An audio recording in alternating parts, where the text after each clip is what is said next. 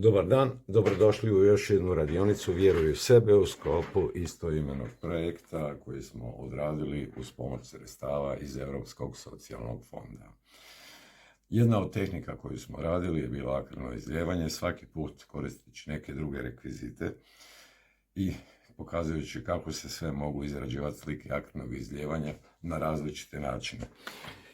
Za ovu sliku potrebna nam je podložak za tortu, koje smo stavili na čašice da se boje mogu izlijevati, ili se zove tehnika akrenog izlijevanja. Zaštitili smo prostor, navukli rukavice i spremni smo da izradimo još jednu sliku. Idemo probati. Uzet ćemo prvo podlogu. Danas će to biti crna.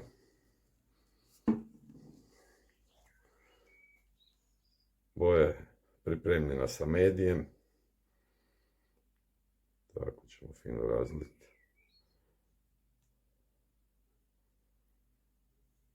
Kao da radimo palačinke.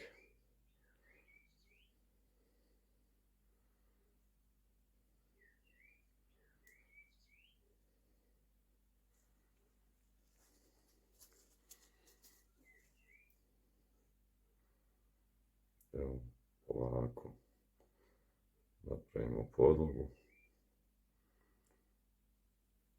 Boja je dobre gustoće.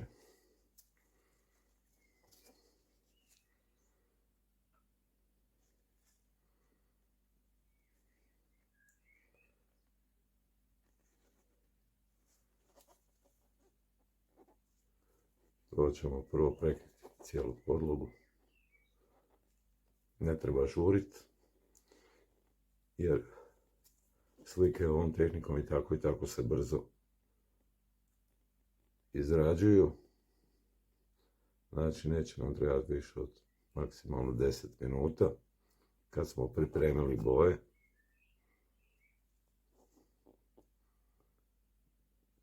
Znači bitno je da se boja rasporedi po cijeloj površini. Polako. Ako ste nestrpljivi, možemo dodati još malo boje.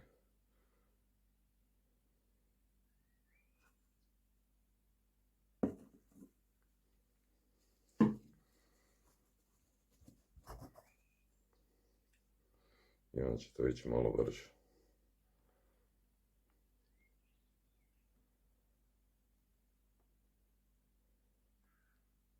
Evo ga, polako, još malo nam je ostalo. Boja se slijeva.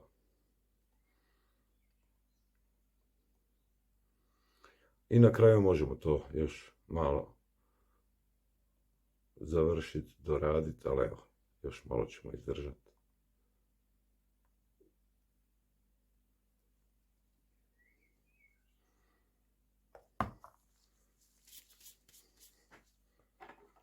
Možete to i sa špatulicom.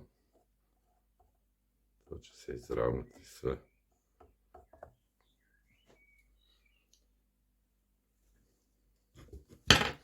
I jednostavno s prstima. Što možemo i na kraju. Uzet ćemo boje. Ajmo, kombinacija žuto-crna. Da vidimo kako će to ispasti. Znači žuta